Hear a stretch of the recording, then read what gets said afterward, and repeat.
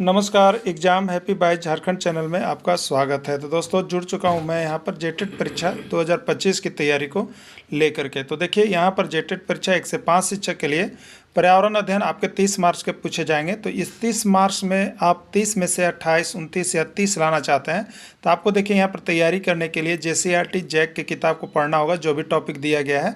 तो हम आप सभी के लिए यहाँ पर JCERT जैक की किताब से टॉपिक को निकाल करके हैंड रिटेन नोट्स बनाते हैं और आपको देते रहते हैं, चाहे वो पर्यावरण अध्ययन का हो, चाहे वो गणित का हो, चाहे वो CDP का हो, हिंदी, अंग्रेजी या अन्य सब्जेक्ट जो भी हो, सारे सब्जेक्ट का यहाँ पर आपको नोट्स PDF और साथ में वीडियो क्लासेस दी जा रही है। तो 1 से 5 के शिक्षक की संपूर्ण तैयारी जो है आपको क्षेत्रीय भाषा छोड़ करके 500 रुपये में करवाया जाता है और 6 से 8 की भी तैयारी आपको 500 रुपये में करवाया जाता है। मोबाइल नंबर 9631054226 पर आप संपर्क कर सकते हैं। और यदि आप चाहते हैं कि केवल पर्यावरण अध्ययन का हमको संपूर्ण नोट्स चाहिए और उसका वीडियो, तो आपको सिर्फ 150 रुपये लगेंगे और आप यहाँ से पर्यावरण अध्ययन लेकर के तैयारी कर सकते हैं। तो आप इस तरह से यहाँ पर हमारे साथ जुड़िएगा JCERT जैक की किताब को पढ़ने के लिए, जिससे कि आप कम पढ़ करके यहाँ से अधिक प्रश्न आपके एग्जाम में आएंगे। क्योंकि इसके आगे भी जैक का परीक्षा हुआ है, जहाँ से पर्यावरण अध्ययन का बहुत सारे प्रश्न एक चैप्टर से 2-2 प्रश्न भी आए हुए थे। जैक ने अपने ही किताब से पूछा था, उसी किताब का हम यहाँ पर नोट्स आपको बना रहे हैं। तो आप सभी जुड़ जाइएगा। चलिए देखते हैं अध्ययन का जो टॉपिक 3 आवास न्यू सिलेबस के अनुसार जेटेट का दिया गया है, उसका पार्ट 3 लेकर के आए हुए हैं। ठीक है, तो पार्ट 3 है आपका यहाँ पर जो आवास है। तो आवास के विभिन्न प्रकार के अंतर्गत आपका बहुत सा प्रश्न आता है जो कि आपका सिलेबस में है। तो आज उस आवास सेक्शन के अंतर्गत जो है आज हम लोग देखेंगे मरुस्थलीय आवास। किसका यहाँ पर देखेंगे? मरुस्थलीय आवास के बारे में यहाँ पर देखेंगे। और इसके नीचे मरुस्थलीय आवास से सारे वस्तुनिष्ठ प्रश्न बने हुए हैं। ठीक है, इसलिए वीडियो के अंत तक देखिएगा आप सभी को, जिससे कि आप वस्तुनिष्ठ प्रश्न इस थ्योरी क्लास देखने के बाद आप वस्तुनिष्ठ प्रश्न को जरूर कीजिएगा। ठीक है, तो चलिए देखते हैं मरुस्थलीय आवास। मरुस्थलीय आवास कहते किससे हैं? तो मरुस्थल में रहने वाले जीव जंतु एवं कीड़े मकोड़े या पेड़ पौधों को उनका मरुस्थलीय आवास कहा जाता है। कुछ ऐसे जीव जंतु हैं जो मरुस्थल में ही रहना पसंद करते हैं, मरुस्थल में ही उनका जीवन यापन होता है। तो जो मरुस्थल में रहते हैं तो उनके आवास को मरुस्थलीय आवास कहेंगे। जो जल में रहेंगे उनके आवास को जलीय आवास कहेंगे।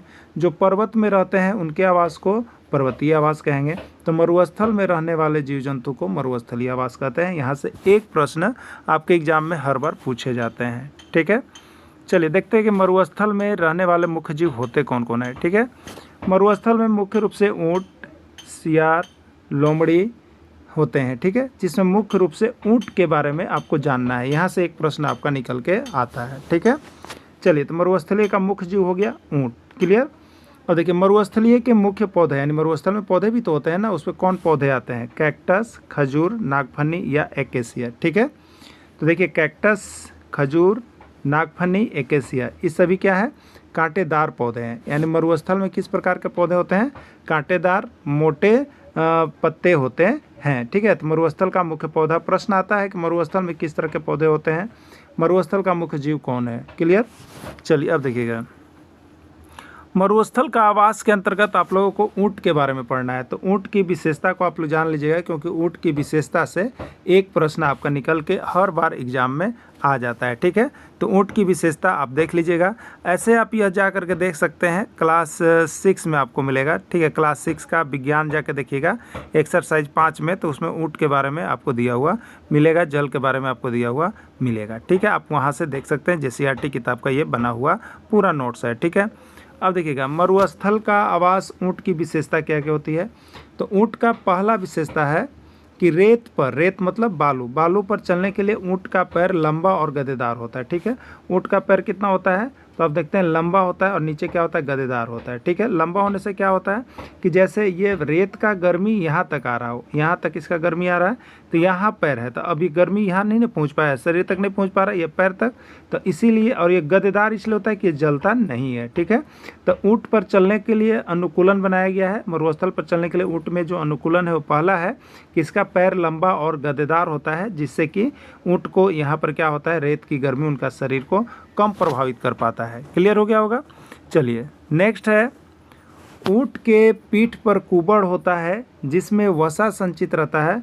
भोजन नहीं मिलने पर ऊँट उसका उपयोग करते हैं। ठीक है, देखिए ऊँट जो है रेत में चलते हैं, रेत में कभी कभी क्या होता है कि बहुत लंबे दूरी तक भोजन कई दिनों तक नहीं मिल पाता है, तो इसके लिए ऊँट आकर रेत में चल सके, इसके लिए उसमें एक अनुकूलन होता है कि उसके पीठ पर देखते होंगे इस तरह का एक कुबड़ होता है। कुबड़ में क्या होता है, वसा संचित होता है। ये क्या होता है, जैसे बहुत दिन अगर रेत पर चलना पड़े और भोजन नहीं मिले तो इस वसा का उपयोग वो अपने भोजन के रूप में कर पाते हैं, जिससे कि वह कई दिनों तक जीवित रह जाते हैं। ठीक है, तो ऊँट के पीठ पर कुबड़ होते हैं, जिसका कुबड़ होते हैं और उसमें वसा होता है, और भोजन नहीं मिले पर वे उसका उपयोग भोजन के रूप में करते हैं। क्लियर। चलिए देखिए, ऊँट बिना भोजन और पानी के 10 से 12 दिनों तक सामान्य रूप से रह सकता है। देखिए यही प्रश्न अभी आकलन परीक्षा में जैक ने पूछा था, और ये जो है नोट्स बना हुआ था यहाँ से, जो कि आप देखे होंगे जो आकलन परीक्षा में जुड़े थे, तो आपको यहाँ से एक प्रश्न भिड़ गया था। ठीक है, तो ऊँट बिना भोजन और पानी के 10 से 12 दिनों तक सामान्य रूप से रह सकता है। देखिए एक चीज़ आपको बता देते हैं, ये सारा नोट्स है आपको JCERT किताब का है। अगर मान लीजिए कि आपका जैक परीक्षा लिया और ये 10 से 12 दिन लिखा हुआ है, अगर इसको उसने गलत किया है तो आपको किताब का कटिंग हमारे पास से मिल जाएगा, उसको आप दे करके चैलेंज कर सकते हैं। ठीक है, तो इसीलिए जैक का जो ऑथेंटिक चीज़ है हम देखिए वही चीज़ केवल लिख रहे हैं, जिससे कि आपको ज़रूरत पड़ने पर हम आपको दे भी देंगे। ठीक है, चलिए अगला देखिएगा। जल की बचत के लिए ऊँट मूत्र का त्याग बहुत कम करता है या सूखे मल का त्याग करता है, इसको पसीना नहीं आता। देखिए अगर मान लीजिए कि जल को वो क्या किया है, ऊँट संचित रखा है, अगर पसीना अधिक बहेगा यानी आपके शरीर से जल निकल गया, यदि वह मूत्र अधिक करता है तो भी जल शरीर से निकल गया। ठीक है, तो इसलिए इसको परेशानी ना हो, जल बना हुआ रहे, इसके लिए ऊँट में यह अनुकूलन पाया जाता है। ठीक है, तो ये JCERT क्लास 6 का एक्सरसाइज 5 विज्ञान में आपको मिलेगा। आगे देखिएगा ऊँट का और विशेषता क्या है। ऊँट की आँख की पलक लंबी होती है और नासा द्वार जो होता है मांसल होता है, जिसके कारण बालू को आँख और नाक के अंदर जाने से रोका जा सकता है। ठीक है, ऊँट की आँखें की पलकी कैसे होती है, लंबी होती है और नासा द्वार मांसल होता है, जिसके कारण बालू और आँख से नाक के अंदर जाने से रोका जा सकता है। मान लीजिए कि ऊँट जो है बालू रेत में है और वहाँ एक बैगे जो है आंधी तूफान आ जाए, तो अब क्या होगा, ऊँट के आँख के अंदर बालू जा सकता है, नाक के अंदर से घुस सकता है, तो उसकी बचाव के लिए इसमें एक अनुकूलन किया है कि इसकी पलक लंबी होती है। पलक लंबी होने के कारण ये सब पलक पर ही लगेगा, आँख के अंदर बालू नहीं आएगा। ठीक है, और नासा द्वार मांसल होने का मतलब कि बालू जो है आगे नहीं जा पाएगा, नाक से अंदर नहीं जा पाएगा, जिसके कारण ऊँट जो है आंधी तूफान में भी बालू में सुरक्षित रहता है। ठीक है, देखिए अगला है, इनकी पतली और लंबी टांगें इन्हें तेज गति दौड़ने में सहायता करता है। पतली और लंबी टांगें से दो को अनुकूलन मिलता है। एक तो होता है कि जो गर्मी है वो शरीर तक नहीं पहुंच पाता है लंबा होने के कारण। ठीक है, और दूसरा क्या है कि टांगें लंबी होने के कारण इसको दौड़ने में ज़्यादा सहायता मिलता है।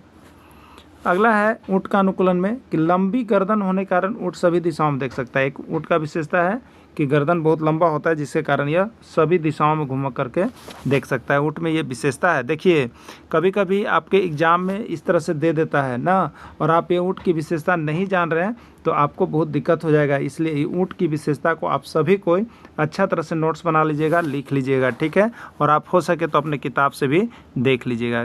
क्लियर। चलिए अब देखिए, अब मरुस्थलीय पौधा, जो मरुस्थल में रहने वाले पौधा उसको मरुस्थलीय पौधा कहेंगे। कैक्टस, खजूर, नागफनी, इसकी विशेषता क्या होती है? आखिर कैक्टस, खजूर, नागफनी मरुस्थल में कैसे जीवित रह सकते हैं बिना पानी के इतना दिन तक? ठीक है, तो देखिए पहला विशेषता है कि इनका तना मोटा और मांसल होता है, जिसमें जल का संचयन हो सकता है। इन पौधों में जल संचित करने की क्षमता अधिक होती है। देखिए ये गद्देदार होते हैं, स्पंजी होते हैं, इसलिए इसमें जल कूट कूट के भरा हुआ रहता है, पूरा फुल भरा हुआ रहता है। और ये क्या करते हैं तो जल का संचयन करके रखते हैं, जिसके कारण अधिक गर्मी के दिनों में भी ये क्या करते हैं तो जीवित रह पाते हैं। इसलिए इनका तना मोटा और मांसल होता है। जैसे आप एलोवेरा का पौधा देख रहे हैं उसी तरह का पौधा ये मोटा मोटा होता है।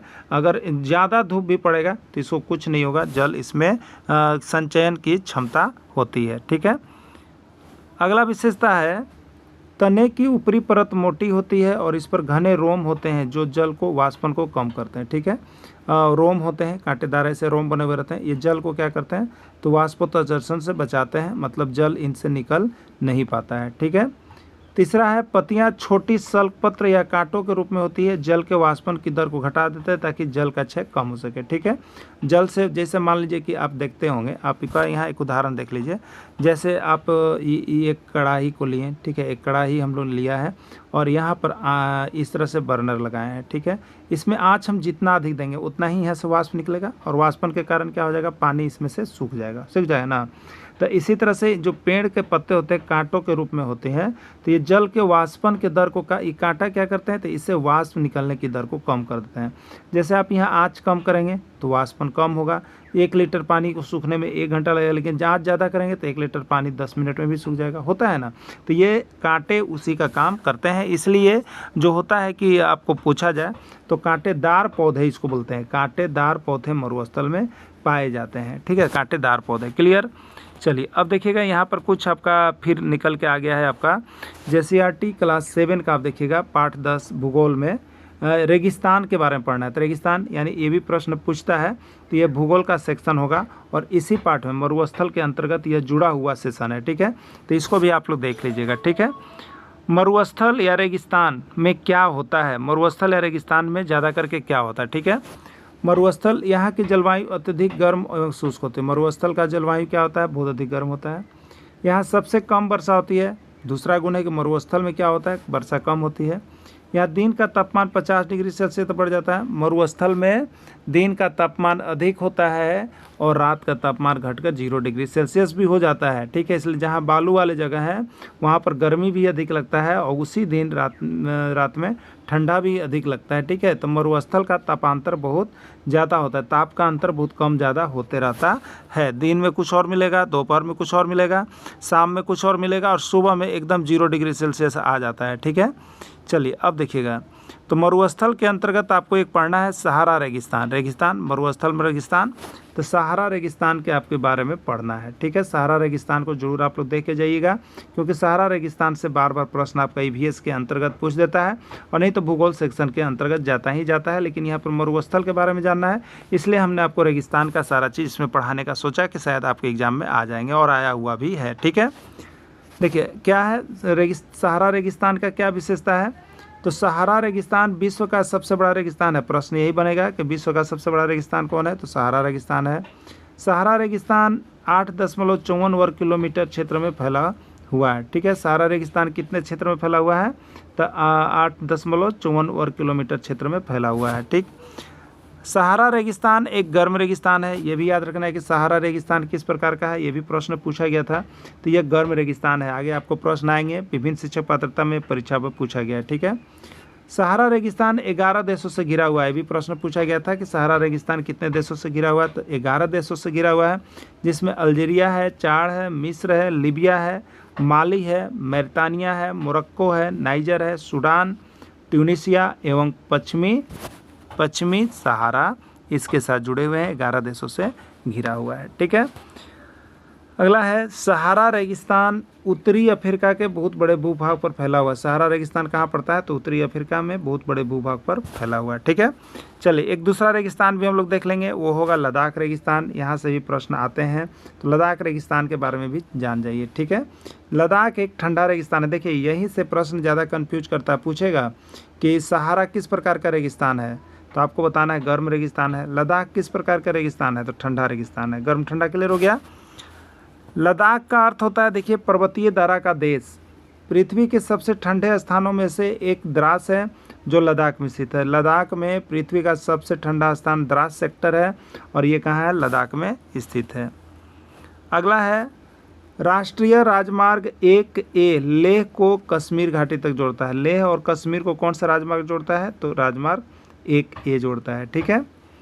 अगला है मनाली लेह राजमार्ग केवल जुलाई से सितंबर के बीच खुलता है। मनाली लेह राजमार्ग कब खुलता है, तो जुलाई से सितंबर के बीच में खुलता है, जहाँ की पर्यटक लोग यहाँ पर दर्शन करने के लिए भगवान के जाते हैं या सफ़र करते हैं, ठीक है। पर्यटक के लिए प्रसिद्ध है लद्दाख का यहाँ पर रेगिस्तान ना। यहाँ का मुख्य क्रियाकलाप पर्यटन है, यानी लद्दाख रेगिस्तान का मुख्य काम पर्यटन के लिए प्रसिद्ध है। लद्दाख की राजधानी लेह है, ये भी याद रखना है, लद्दाख की राजधानी लेह है। लद्दाख को खा पा चान भी कहा जाता है, जिसका अर्थ होता है हिमभूमि। खा पा चान किसको कहा जाता है, लद्दाख रेगिस्तान को कहा जाता है, ठीक है, याद रखिएगा। खा पा चान लद्दाख रेगिस्तान को कहा जाता है, जिसका अर्थ होता है हिमभूमि। अगला है दक्षिण अफ्रीका की किम्बरेल खान हीरे की खान के लिए प्रसिद्ध है। दक्षिण अफ्रीका की जो किम्बरेल खान है वो किसके लिए प्रसिद्ध है? हीरा के लिए प्रसिद्ध है। चलिए अब हम लोग आते हैं वस्तुनिष्ठ प्रश्न जो कि आपके एग्जाम में आते हैं। ये वस्तुनिष्ठ प्रश्न आपका देखिए क्लास 6 एक्सरसाइज 5 भूगोल का है, वो अभी आप लोग देखिएगा, ठीक है। वस्तुनिष्ठ प्रश्न हम देखेंगे। पहला प्रश्न है विश्व का सबसे बड़ा रेगिस्तान है। देखिए कितना बार पूछा है, Haryana TET 2018, MP TET 2017, Haryana TET 2013, इस तरह से प्रश्न आ रहा है। विश्व का सबसे बड़ा रेगिस्तान है लेह, लद्दाख, सहारा या सभी, ठीक है। तो अभी आपने देखा था विश्व का सबसे बड़ा रेगिस्तान जो है आपको सहारा रेगिस्तान है जो कि उत्तरी अफ्रीका में पड़ता है, ठीक है। सहारा रेगिस्तान किस प्रकार का रेगिस्तान है? देखिए प्रश्न, सहारा रेगिस्तान किस प्रकार का रेगिस्तान है? ठंडा, गर्म, शुष्क या नम? बिहार टेट 2021 और CG टेट 2018 यहाँ पर पूछ दिया गया है, ठीक है। तो सहारा रेगिस्तान किस प्रकार का रेगिस्तान है? तो सहारा रेगिस्तान जो है आपका गर्म रेगिस्तान है, याद रखिए गर्म रेगिस्तान है। क्लियर? अभी इसके पहले थ्योरी क्लास में हो गया है और उसी का यहाँ पर ऑब्जेक्टिव क्वेश्चन हम लोग देख रहे हैं, ठीक है। देखिए आपको बता देते हैं जो भी शिक्षक हैं अगर यहाँ पर EVS की केवल तैयारी करना चाहते हैं तो 150 रुपये में EVS का सारा नोट्स PDF और क्वेश्चन बैंक ले सकते हैं और उसके सारे वीडियो भी मिल जाएंगे। और बाकी अगर जो शिक्षक यहाँ पर पूरी क्लासेज करना चाहते हैं तो उनको 500 रुपये लगेंगे। क्षेत्रीय भाषा छोड़ करके सारी क्लासेज उनको इसी तरह से नोट्स PDF वीडियो सारी क्लासेज प्रोवाइड की जाती है। तो आप यहाँ से JCRT जैक की किताब का नोट्स लेकर के पढ़ना, परीक्षा में जाने से पहले तक कभी नहीं भुलाइएगा, ठीक है। ज़रूर लेकर के ही पढ़ कर ही जाइएगा क्योंकि बहुत ही आपको यहाँ पर सभी का छांट करके बनाया गया है, ठीक है। मरुस्थल में कौन सा प्राणी रह सकता है? गाय, भेड़, बकरी या ऊँट, ठीक है। हरियाणा टेट 2018 में पूछा गया, उत्तराखंड टेट 2012 में पूछा गया और बिहार टेट 2011 में पूछा गया था, ठीक है। तो मरुस्थल में कौन सा प्राणी रह सकता है? तो आप यहाँ पर देखिएगा मरुस्थल में जो है आपका ऊँट रह सकता है। मरुस्थल में कौन रह सकता है? मरुस्थल में आपका ऊँट रह सकता है, ठीक है। मरुस्थल में आपका ऊँट रह सकता है केवल। क्लियर? चलिए अगला देखिएगा। मरुस्थल का जहाज किसको कहा जाता है? मरुस्थल का जहाज किसको कहा जाता है? ऊँट को, घोड़ा को, गधा को, भेड़ को? बिहार टेट 2017 का प्रश्न है, UP टेट 2022 का प्रश्न है और CG टेट 2016 का प्रश्न है, ठीक है। तो मरुस्थल का जहाज किसको कहा जाता है? तो इसका राइट आंसर हो जाएगा ऊँट। मरुस्थल का जहाज ऊँट को कहा जाता है, ठीक है। चलिए नेक्स्ट प्रश्न होगा, ऊँट के पीठ पर कुव्वड़ होता है जिसमें संचित रहता है। देखिए प्रश्न इस तरह से पूछता है, उत्तराखंड टेट में पूछा था 2019 में और मध्य प्रदेश शिक्षक पात्रता परीक्षा 2016 में और CG टेट 2014 में पूछ दिया था, ठीक है। ऊँट के पीठ पर कुव्वड़ होता है जिसमें संचित रहता है जल, चावल, वसा या कोई नहीं, ठीक है। तो ऊँट के पीठ पर कुव्वड़ रहता है जिसमें संचित रहता है वसा, जिसका उपयोग बहुत दिनों तक भोजन नहीं मिलने के बाद यहाँ पर ऊँट कर सकते हैं उसका उपयोग भोजन के रूप में, ठीक है। चलिए अगला देखिए, ऊँट बिना भोजन और पानी के कितनों दिनों तक जीवित रह सकता है? ये उत्तराखंड टेट 2016, मध्य प्रदेश शिक्षक पात्रता परीक्षा 2019, उत्तर प्रदेश शिक्षक पात्रता परीक्षा 2022 और आकलन परीक्षा 2000 यहाँ पर अभी 24 हुआ थे, गलत लिखा गया है, 2024 वाला प्रश्न ये यहाँ पर आपसे पूछा गया है और 24 में था, 2025 में हुआ है, ठीक है। तो ये आकलन परीक्षा 2016 नहीं 2025 में झारखंड में पूछा गया है। 8 से 10 दिन, 10 से 12 दिन, 12 से 14 दिन या 14 से 16 दिन, ठीक है। तो ऊँट बिना भोजन और पानी के कितने दिनों तक रख सकता है? अभी थ्योरी क्लासेज में हमने देखा था 10 से 12 दिन तक, तो इसका राइट आंसर 10 से 12 दिन हो जाएगा, ठीक है। ऊँट के पैर होते हैं छोटा, पतला और नाटा, लंबा और पतला कोई नहीं। CG टेट 2018, MP टेट 2018, ठीक है। तो ऊँट के पैर कैसे होते हैं? तो ऊँट के पैर लंबा और पतला होता है, ठीक है। ऊँट के पैर लंबा और पतला होता है। अगला है, ऊँट के गर्दन लंबे होते हैं जिसके कारण वह, यह मध्य प्रदेश शिक्षक पात्रता परीक्षा 2018 में आया है, B टेट यानी बिहार शिक्षक पात्रता परीक्षा 2022 में आया है, क्योंकि वह सिर्फ उत्तर दिशा में देख सकते हैं, सिर्फ दक्षिण दिशा में देख पाते हैं, सिर्फ पूर्व दिशा में देख पाते हैं, वह सभी दिशा में देख पाते हैं, ठीक है। तो ऊँट के गर्दन लंबे होते हैं जिसके कारण वह सभी दिशा में देख सकते हैं, इसकी यह विशेषता होती है। राइट आंसर इसका D हो जाएगा, ठीक है। अगला प्रश्न है, ऊँट के संबंध में क्या सही है? CG टेट 2018 में पूछा था। ऊँट को मरुभूमि का जहाज कहा जाता है, ऊँट बिना भोजन और पानी के कई दिनों तक जिंदा रह सकता है, ऊँट के पीठ पर कुव्वड़ होता है जिसमें वसा संचित रहता है, और अगला है सभी, ठीक है। तो देखिए ऊँट के संबंध में क्या सही है, तो ऊँट को मरुभूमि का जहाज कहा जाता है, बिल्कुल सही है। ऊँट बिना भोजन और पानी कई दिनों तक रह सकता है, ये भी सही है। ऊँट के पीठ पर कुबड़ होता है जिसमें वसा संचित रहता है, ये भी कथन सही है। राइट आंसर बचा सभी, यानी इसका राइट आंसर हो जाएगा डी, इसका सभी कथन सही है। ठीक है, अगला है ऊँट की विशेषता नहीं है। ऊँट का विशेषता नहीं है, यूपी टेट 2018 में पूछा है। ऊँट के पैर लंबे होते हैं, ये तो विशेषता में है। ऊँट एक शाकाहारी जानवर है, ये भी विशेषता के हैं। ऊँट की आंखें भूरी और पलके लंबे होते हैं, ये भी उसकी विशेषता है। ऊँट के पीठ पर कुबड़ होता है जिसमें जल संचित रहता है, ये बिल्कुल गलत है। ऊँट के पीठ पर कुबड़ होता है जिसमें जल नहीं वसा संचित होता है, ये गलत है। तो ये ऊँट की विशेषता नहीं है, राइट आंसर इसका डी हो जाएगा। क्लियर।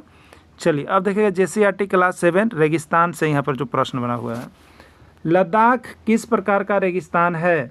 गर्म रेगिस्तान, ठंडा रेगिस्तान, शुष्क रेगिस्तान या कोई नहीं? ये बिहार टेट 2017 का प्रश्न है और CG टेट 2015 का प्रश्न है। ठीक है, तो लद्दाख किस प्रकार का रेगिस्तान है? तो लद्दाख एक ठंडा रेगिस्तान है, याद रखिएगा। ठीक है, अगला है खा पा चान।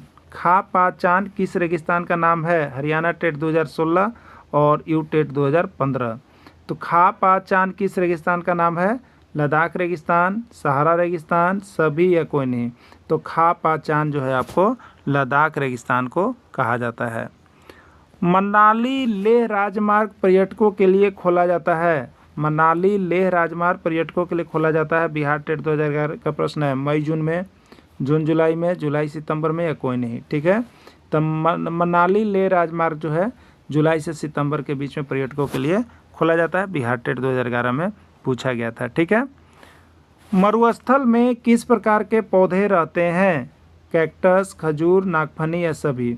यूपी टेट 2021 और MP टेट 2013 यानी उत्तर प्रदेश शिक्षक पात्रता परीक्षा 2021 और मध्य प्रदेश शिक्षक पात्रता परीक्षा 2013 में प्रश्न आया था। ठीक है, तो मरुस्थल में कैक्टस भी होते हैं, खजूर भी होते हैं, नागफनी भी होते हैं, यानी राइट आंसर इसका सभी हो जाएगा। ठीक है, अगला है मरुस्थलीय पौधे की क्या विशेषता है? पहला है कांटेदार होते हैं, इनका तना मोटा होता है, इनका वाष्पोत्सर्जन दर कम होता है, सभी। तो मरुस्थल में जो पौधे होते हैं उनके कांटेदार होते हैं, ये तो ठीक है। इनका तना मोटा और मांसल होता है, ये भी विशेषता है। इन मोटा होने के कारण इसमें वाष्पोत्सर्जन दर कम होता है, जिसके कारण पानी बहुत दिनों तक पेड़ पौधे में बने हुए रहते हैं और गर्मी के कारण सूखते नहीं हैं। तो इस विधि से इसका राइट आंसर क्या हो जाएगा? सभी हो जाएगा। MP टेट 2016 का ये प्रश्न आया हुआ है। ठीक है, अगला है मरुस्थल में रहने वाले जीव जंतु और पौधे हैं ऊँट, खजूर, सर्प या सभी? तो मरुस्थल में ऊँट भी रहते हैं, मरुस्थल में पौधा खजूर भी रहता है, मरुस्थल में सांप भी रहते हैं, यानी राइट आंसर इसका डी सभी होगा। यूपी टेट 2016 और उत्तराखंड टेट 2014 में पूछा गया है। ठीक है, देखिए उसके नीचे आपको यहाँ पर आंसर शीट भी दे दिया गया है। तो ये पार्ट 3 समाप्त हो गया। अब हम लोग लेकर के आएंगे नए टॉपिक, उसमें देखेंगे। जो शिक्षक अभी तक नहीं जुड़े हैं, आपको यहाँ पर सारे PDF नोट्स, आपका एडमिशन 500 रुपये में सिर्फ 1 से 5 में हो रहा है, आप करवा लेंगे। और 6 से 8 का भी 500 रुपये में आपका एडमिशन चल रहा है, इसलिए जल्द से जल्द जुड़ेंगे। और जितना जल्द जुड़ेंगे आपको उतना ही सारा PDF और नोट्स या JCRT जैक का किताब खरीदने की आवश्यकता नहीं है, सब आपको टॉपिक बाई टॉपिक यहाँ से मिल जाएगा। धन्यवाद।